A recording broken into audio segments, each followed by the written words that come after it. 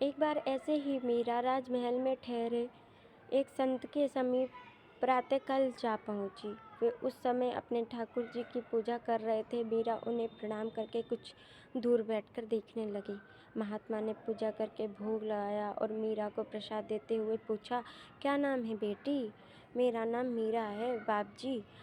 आप यह सब क्या कर रहे थे? मैं पूजा कर रहा था ठाकुर जी की। यही ठाकुर जी हैं? हमारे मंदिर में तो ठाकुर जी बहुत बड़े हैं, या छोटे ठाकुर जी कौन से हैं? मीरा ने कहा, मैं श्री कृष्ण की पूजा करता हूँ। यह मूर्ति भगवान श्री कृष्ण की प्रतीक है। प्रतीक तो छोटा बड़ा कैसा भी बनाया जा सकता है बेटी। क्या यही भगवान है महाराज, अथवा ये भगवान नहीं है? मैं समझी नहीं। बेटी, भगवान तो सर्वस्व हैं। वे इस मूर्ति में भी हैं। जो सर्वत्र है उसका अपनी रुचि के अनुसार कैसा भी प्रतीक बनाकर श्रद्धा अर्पित की जा सकती है। जो सर्वत्र है महाराज, उनकी पूजा भी तो सब कहीं की जा सकती है। केवल किसी प्रतीक विशेष में ही पूजा का आग्रह क्यों हो? संत ने दृष्टि उठाकर मीरा को भली प्रकार देखा। उन्हें आश्चर्य हुआ कि लगभग 5 वर्ष की आयु की यह बालिका कैसा गूढ़ प्रश्न पूछ गई। मीरा अब भी अपने प्रश्न का उत्तर पाने के लिए उनकी ओर देख रही थी। उन संत निर्मल नेत्रों में उसका प्रश्न जैसे पूर्त हो उठा था। नेत्रों में ऐसी स्पष्ट अभिव्यक्ति उन्होंने कहीं नहीं देखी थी। जिज्ञासा की गरिमा, भोलापन, कोमलता और रूप सबने मिलकर बालिका को अलौकिक बना दिया है। ऐसा समवंत कभी देखने में नहीं आया। मैंने कोई गलती की महाराज? मीरा ने पूछा। नहीं बेटी, मैं तो तुम्हारी बुद्धि की सूक्ष्मता पर चकित हुआ। सर्वज्ञ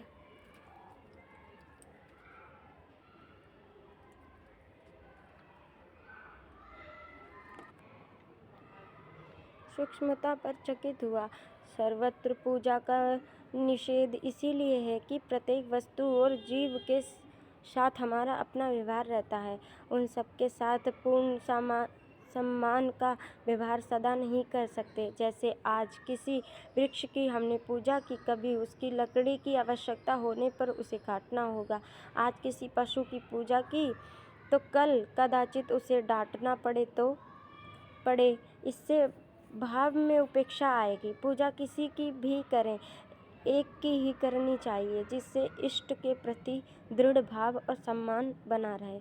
आगे जाकर धारणा ध्यान दृढ़ होने पर कोई बाधा नहीं रहती। सर्वथा भगवान ही है ऐसा अनुभव होने लगता है। आरंभ तो प्रतीक से ही करना पड़ता है। यदि यह मूर्ति आप मुझे बख्श दें तो मैं भी इनकी पूजा किया करूँगी। नहीं बेटी, अपने भगवान किसी को नहीं देना चाहिए। वे हमारी साधना के साध्य हैं। मीरा की आंखें भर आईं। निराशा से निश्वास छोड़कर उसने ठाकुर जी की ओर देखा और मन ही मन कहा, यदि तुम स्वयं ही ना आ जाओ तो मैं तुम्हें कहाँ से पाऊँ? कौन लाकर देगा मुझे तुम्हारा प्रतीक? मैं बालिका हूँ, मेरी बात कौन सुनेगा, कौन मानेगा? मेरी शक्ति कितनी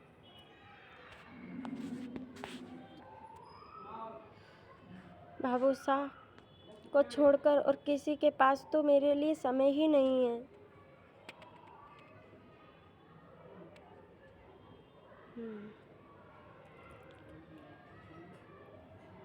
तुम ना आओ तो मैं क्या कर सकूंगी? उसकी बड़ी बड़ी आंसू भरी आंखें छलक पड़ी। वह मुंह फेर कर अंतपुर की ओर चल दी। दूसरे दिन पुनः प्रातःकाल वह उन संत के निवास स्थान पर जा पहुंची। संत पूजा कर रहे थे। उसे आई जानकर एक बार आंख उठाकर उसकी ओर देखा और अपने कार्य में लग गए। मीरा प्रणाम करके एक और बैठ गई। पूजा होने पर उसने कल की भांति ही आरती ले धरती पर सिर टेक कर भक्त और भगवान दोनों को प्रणाम किया। तुम ठाकुर जी को पाना चाहती हो ना? संत ने प्रसाद देते हुए कहा।